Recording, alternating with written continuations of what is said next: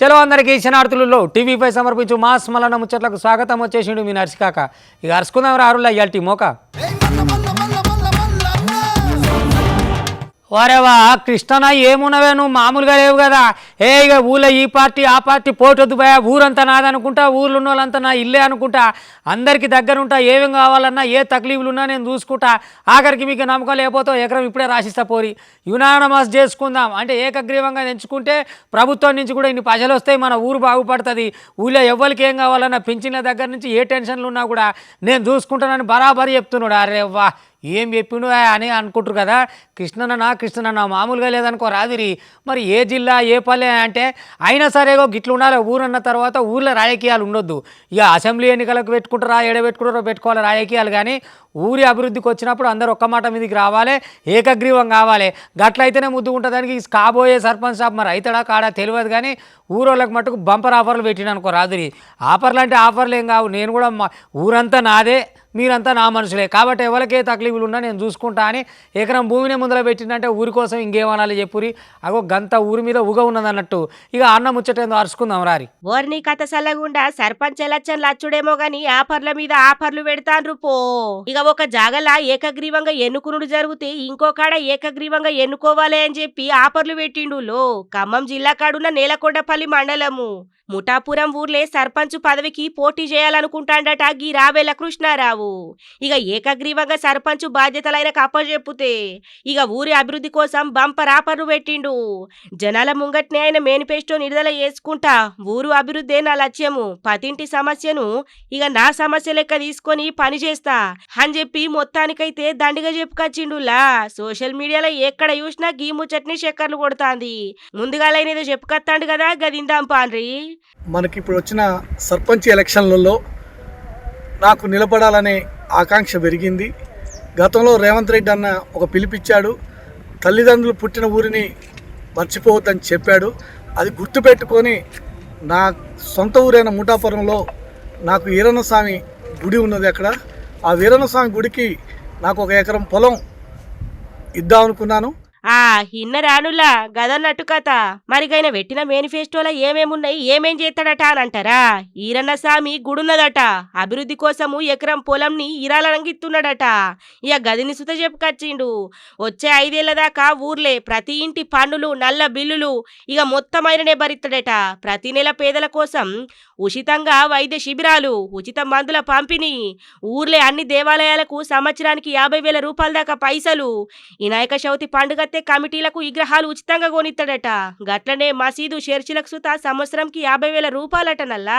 ఇక చదువు ముచ్చట కత్తే సర్కారు బల్లల స్వాతంత్ర దినోత్సవం గణతంత్ర దినోత్సవం కార్యక్రమాలకు ప్రత్యేక బహుమతులు ఏర్పాటు చేస్తాడట. ప్రతి తరగతిలా మంచిగా చదువుకునే 2 పిల్లగాళ్లకు 2,000 రూపాయలు స్కాలర్షిప్ అట. ఇక పక్క పొంట ఊర్లో చదువుకుంటున్న 10 మంది పేద విద్యార్థులకు సైకిళ్లు తగిస్తాడట.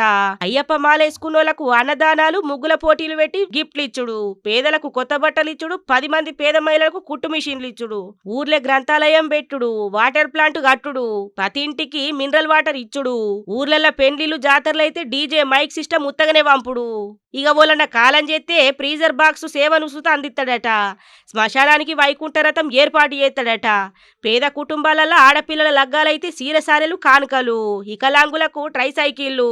ఇక గిట్ల మొత్తానికైతే మేనిఫెస్టో పెట్టుకుంటా ఊరోళ్ళ ఆశీర్వాదంతో ముఠాపురం అభివృద్ధికి అహర్నిశలు కృషి చేస్తా అని రావేల కృష్ణారావు దండిగా స్పష్టం చేసుకొచ్చిండు. మరి ఊరోళ్ళు ఏం చేస్తారో. ఇన్ఛార్జి మంత్రి పొన్నమని వచ్చిండు, పొట్టుగాను ఇందిరమ్మ క్యాంటీన్లు ఉంటాయి కదా అవి సురువు చేసిండు అనుకో రాదురి. ఇంకా ఏడేడా అడ్డలు ఉన్నాయి, ఇంకా ఏడేడా పెడితే మంచిగా ఉంటుంది. ఎందుకనంటే ఊర్లోకి వెళ్ళి పని మీద వచ్చేటోళ్ళు ఉంటారు, బతుకు తెరువుకు వచ్చేటోళ్ళు ఉంటారు, రాగానే పైసలు ఉంటాయి.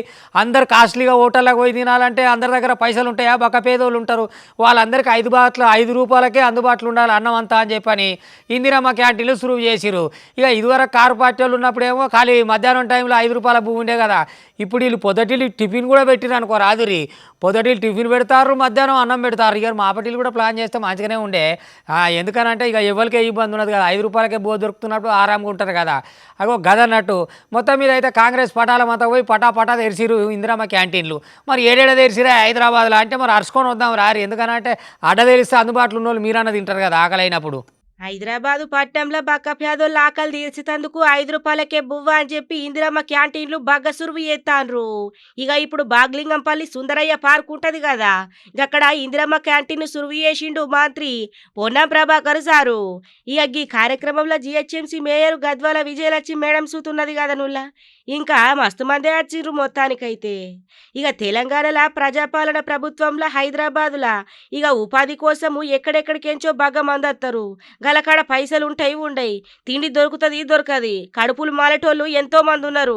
ఇక గాళ్ళ కోసము గిట్ల మంచిగా సౌకర్యంగా ఉండేటందుకు ఇందిరమ్మ క్యాంటీన్లల్లా పొద్దుగాల టిఫిను పగటిలి బువ్వ ఇక ఇందిరమ్మ క్యాంటీన్లో ఏర్పాటు చేస్తున్నాం, గిట్ల అందిస్తున్నాం. ఇంకెక్కడెక్కడ లేవో గక్కడగక్కడ మంచిగానే పెట్టుకొస్తాం.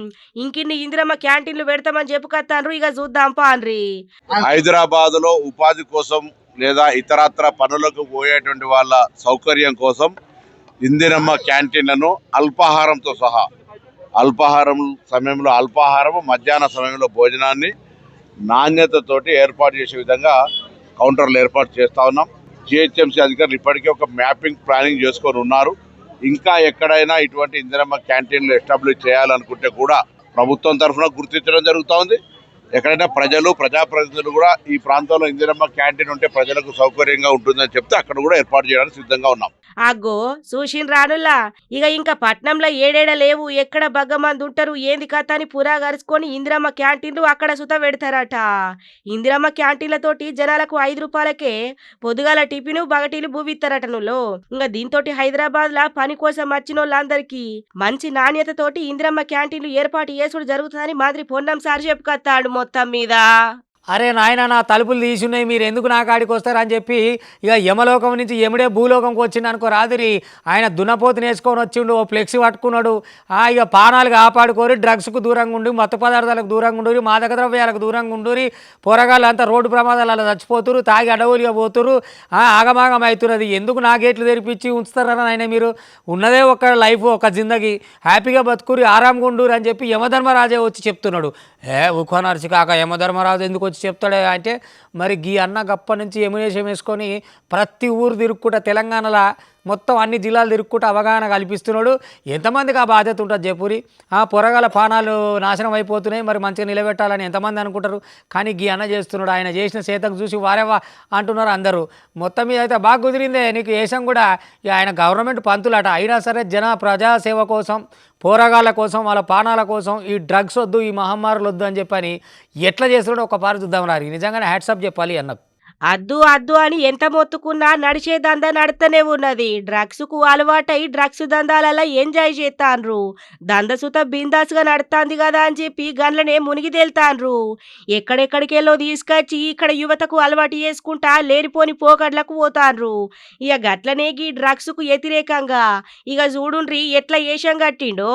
సూర్యాపేట జిల్లా మదిరాల మండలం రెడ్డిగూడెం ఊర్లే గంజాయి డ్రగ్స్కు వ్యతిరేకంగా యమధర్మరాజు ఏషం కట్టి ఇక మొత్తానికైతే గిట్ల డ్రగ్స్ అద్దు అని చెప్పుకొత్తాండులో. ముఖ్యంగా యువత గంజాయి డ్రగ్స్ మత్తు పదార్థాలకు అలవాటు పడి అలా సక్కమైన బంగారు భవిష్యత్తును మొత్తం మన్ను పోసుకుంటుండ్రు. గట్లనే ఏం తెలని అమాయకులను సుతా ప్రమాదాల రూపంలో బలి తీసుకుంటుండ్రు. ఇక మత్తుల ఏం చేస్తుండ్రో తెలవకుండా మత్తుల మునిగి తేలుతాండ్రు. ఇక మత్తు పదార్థాలు మాదక ద్రవ్యాలు అద్దు అని చెప్పి నో డ్రగ్స్ సేవ్ లైఫ్ అని ఇక పిలుపునిచ్చుకుంటా ఇక మొత్తానికైతే గిట్లా వినూతంగా అవగాహన కల్పిస్తాండనుకో రాదుర్రి. దిక్పాలకుండ నరకలోక పరిపాలకుండ యముండ నేను యమలోకం నుండి భూలోకానికి రావడం ప్రధాన కారణం ఏమిటంటే, యమలోకంలో జనాలు మత్తు పదార్థాలతోటి మాదక ద్రవ్యాలతోటి తాగి చనిపోయి ఎక్కువ మంది అక్కడ అయిపోతున్నారు. ఆ బాధ నేను తట్టుకోలేక నేను భూలోకంలోకి వచ్చి ఈరోజు మత్తు పదార్థాలు మాదక ద్రవ్యాలు వాటికి వ్యతిరేకంగా యువతను ప్రజలను చైతన్యం చేసేటందుకు వచ్చినాను. ముఖ్యంగా యువత మత్తు పదార్థాలు మాదక ద్రవ్యాలు బంద్ పెట్టుకోవాలి. వాటి వల్ల ఏమీ తెలియని అమాయకులు కూడా బలైపోతున్నారు. ఇక రాష్ట్రం మొత్తం మీద డ్రగ్స్ కు వ్యతిరేకంగా ఎన్నో కార్యక్రమాలు చేపట్టి మంచి మంచి సందేశాలతోటి కార్యపత్రాలు వంచుకుంటా మైకు సెట్టింగ్ తోటి ఫ్లెక్సీలతోటి అవగాహన కార్యక్రమాలు చేస్తాండు గీనే ఎవరనుకుంటుండ్రా రాచకొండ ప్రభాకరుల్లా సర్కారు బడి సారు సామాజిక కార్యకర్త అని కూడా చెప్పాలి.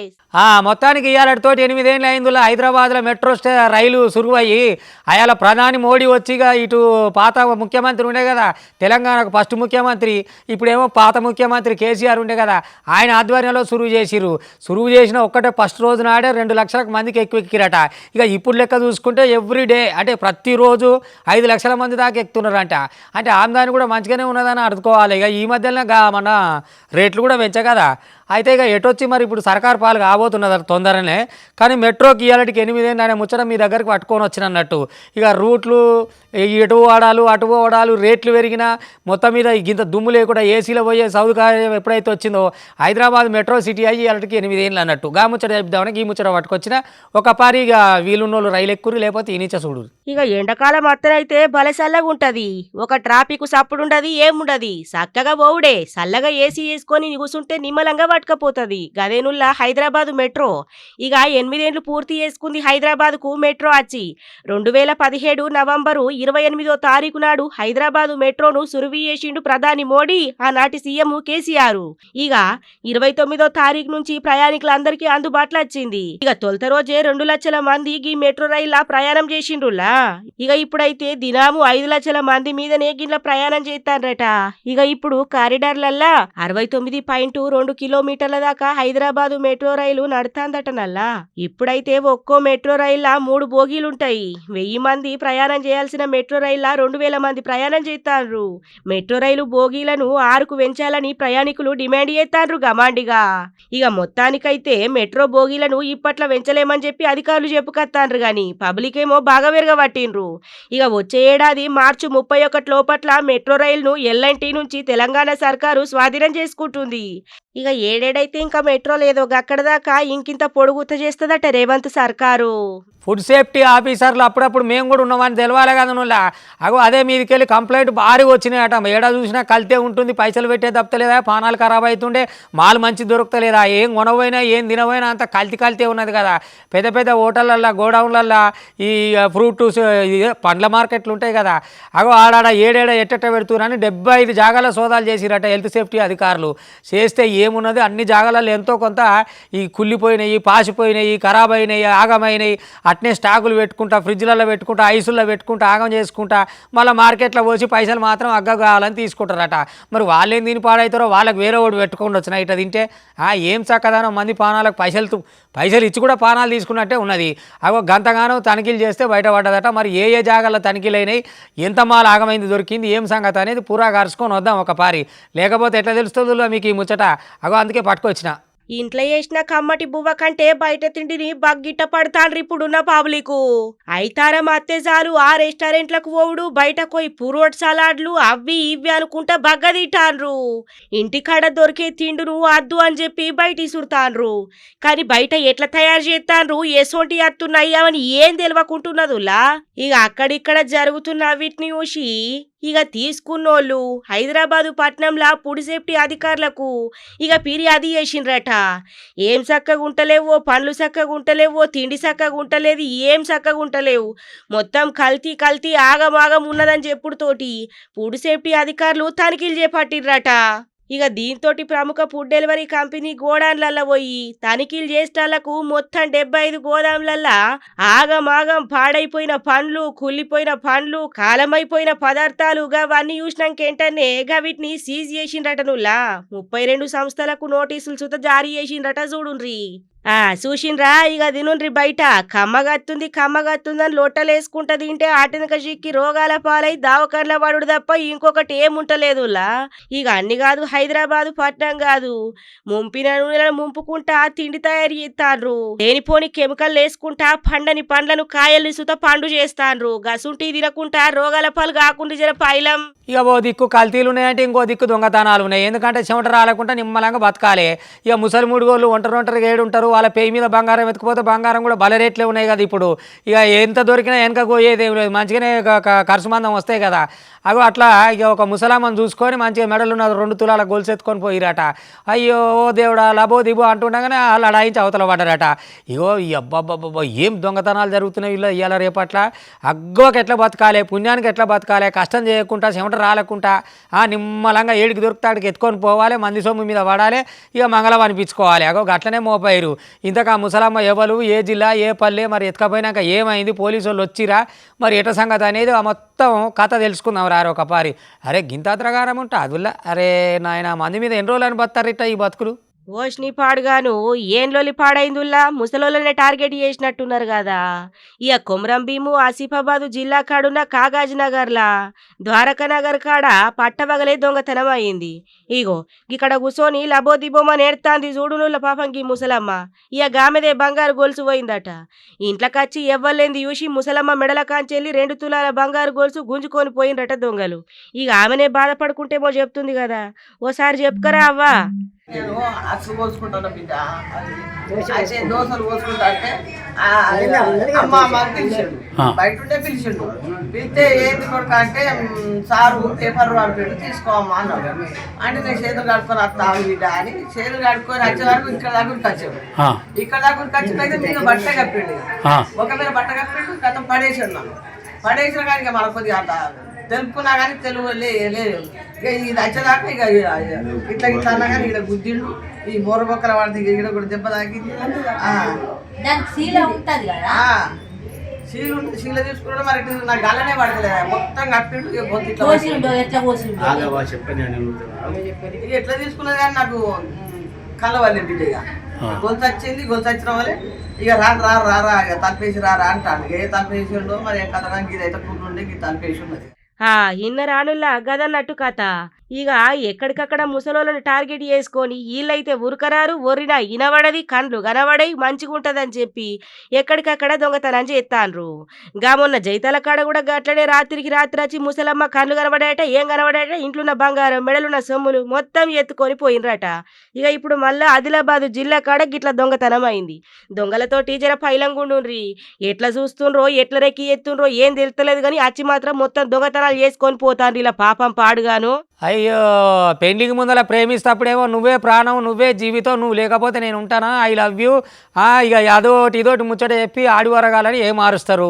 ఇక వాళ్ళు కూడా వెనక ముందు చూడకుండా ఇటు మంచోడా చెడ్డోడా అని చూడకుండా అబ్బో ఎంత ప్రేమిస్తున్నాడు, ఎంత లవ్ చూపిస్తున్నాడు, మా అమ్మ నాయన కంటే బాగా చూసుకుంటుండు, అపురూపంగా చూసుకుంటుండు, ఆడికి తీసుకపోతుండు ఈడికి తీసుకపోతుండు అని ప్రేమలో పడతారు. ఇక అటెనక చీరాలు ఇంటి ముంగలి ఇట్లా ధర్నాకు కూర్చోవాలి. గిడ ఒక చెల్లె పరిస్థితి గదే అయింది. ఇక ఎంతసేపు ప్రేమించి పెళ్లి చేసుకొని 5 ఏళ్ళు అయిందట. ఓ పాక బాబా కూడా ఉన్నారు. ఇక మొత్తం మీద అయితే ఆయన మొత్తం 2 నెలల నుంచి కనబడతలేడట. ఎందుకనంటే ఇంకో సంబంధం దొరికిందట అక్కడ, అక్రమ సంబంధం. ఇక క్రమక్రమంగా అక్రమ సంబంధం ముదిరి ఈ పొలకాడికి రాకుండా అయిపోయిండు. ఇక మేము ఏం చేయాలి, మాకు ఎట్లా న్యాయం జరగాలి, నేను ఈ చిన్న పొరగాన్ని వేసుకొని ఆడి ఉండాలని చెప్పి వాళ్ళ ఇటు ముందరనే ధర్నాకు దిగింది. ఏం ప్రేమలు, ఏం పెండ్లీలు, ఎక్కడ ఉరుకులాటలు, ఎవరికి వచ్చిన ఆరాటము, ఎవడు తెచ్చిన పోరాటం ఇది. ఇక చూడు జాడ పత్తలేడట, మరి అవతల పడేడట, మరి ఆ పొల పరిస్థితి ఏందో ఏం కథ అనేది చూడాలి కదా. మరి ఏ జిల్లా ఏం కథ అనేది చెప్పుకొస్తే ఒక పారి ఇందాం రారి. లవ్ స్టోరీలు అంటే లవ్ స్టోరీలు అనుకో రాదురి, పాటలు రాసుకొని ఇన్స్టాగ్రామ్లో పెట్టుకొని ఇట్లాంటి ఫెయిల్ స్టోరీలతోటి మధ్యలోనే జీవితాలు ఆగం చేసుకోండి. లవ్ చేసి లగ్గం చేస్తే ఆఖరికత్తే చెయ్యిడిసబెట్టి మోసం చేసిండట ఇక్కడ. ఇగో ఇంటి ముంగట కూర్చున్నామనే పాపం బాధితురాలు నల్లగొండ జిల్లా మిర్యాలగూడెంలా ఇక లవ్ చేసుకొని లగ్గం చేసుకున్నారట. ఇక ఓ పిల్ల సూతున్నట్టున్నది కదా, భర్త ఇంటి ముంగట బిడ్డతోటి ఆందోళనకు దిగింది భార్య.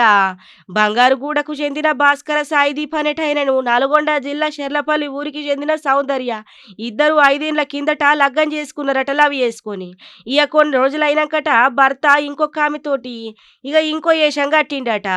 ఇంకేమున్నది గిట్లనే ఉంటదా, అవ్వయ్య నిడిసబెట్టత్తి ఎన్ని కట్టాలొచ్చినా నువ్వే బతుకనుకొని బతుకుతి, గసొంటిది అడ్డదారి దొక్కుతే ఎట్లుంటదని చెప్పి జరంత మందలు ఇచ్చిందట. ఇంకేమున్నది ఆమెను కొట్టుడు తిట్టుడు ఇష్టం వచ్చినట్టు చేసుడు. ఇక ఇట్లా కాదని చెప్పి ఇంట్లోకేంచి వెళ్ళిపోయిందట అని చెప్పి బాధ మొత్తం ఎల్లవుచ్చుకుంటుంది. ఇంకా చూడుండ్రి. నేను సాయిదీప్ అనే అబ్బాయిని లవ్ మ్యారేజ్ చేసుకున్నా, 5 years అవుతుంది. ఆ అబ్బాయి వేరే అమ్మాయితోటి మాట్లాడుతుంటే నేను చూసి పట్టుకున్నందుకు ఇంట్లో నుంచి వెళ్ళిపోయిండు. 2 months బ్యాక్ ఇంట్లో నుంచి వెళ్ళిపోయిండు. వాళ్ళు పెద్ద మనుషులు మాట్లాడిపించారు. మాట్లాడిపిస్తే వాళ్ళ మాకు వద్దంటే వద్దు, మా మనోడే వెళ్ళిపోయిండు, మాకు ఆమెతో సంబంధం లేదు, మా ఇంటికి రావద్దు అని అన్నారు. అయినా నేను అట్లనే ఇంటికి వచ్చేసిన. నేను ఎక్కడ పోను, మీతో పాటే బతుకుతా, మీతో పాటే ఉంటాను. ఇక్కడికి వచ్చిన. ఇక్కడికి వస్తే గేటుకు తాళం తీసుకొని నన్ను ఇంట్లోకి రానికుండా బయటనే కూర్చోబెట్టారు. నైట్ మొత్తం ఇక్కడ బయటనే పడుకున్నా. నైట్ 2 టౌన్ పోలీస్ స్టేషన్ వాళ్ళు నేను రాగానే ఇంటికి రాగానే 100కి కాల్ చేస్తే వాళ్ళు రాలేదు, తాళం వేసుకోరని చెప్పిన. చూసిన రానుల్లా 2 నెలలు అవుతుందట, భర్త కనబడతలేడట. ఇక తీరా సీని ఓపెన్ చేస్తే ఇక ఈ మద్దనే వెటక చేరిండ్రట. ఇక ఎవరైతే చేసుకున్న భర్త ఉన్నాడో వాళ్ళు ఇక ఆయన తల్లిదండ్రి ఇక నాకు న్యాయం కావాలి అని చెప్పి మొత్తానికైతే ఇంటి ముంగట కూసోని బాధితురాలు బాధ మొత్తం ఎల్లవుచ్చుకుంటుంది. పోలీసు వాళ్ళను ఏడుకుంటుందిలా. ఇక గివన్నట్టు వాటి టీవీ5 సమర్పించు మాస్ మల్లన్న ముచ్చట్లు చూస్తూనే ఉండరు. మళ్ళీ రేపు ఇదివరదాకా మీ టీవీ5 ఇగుంటా.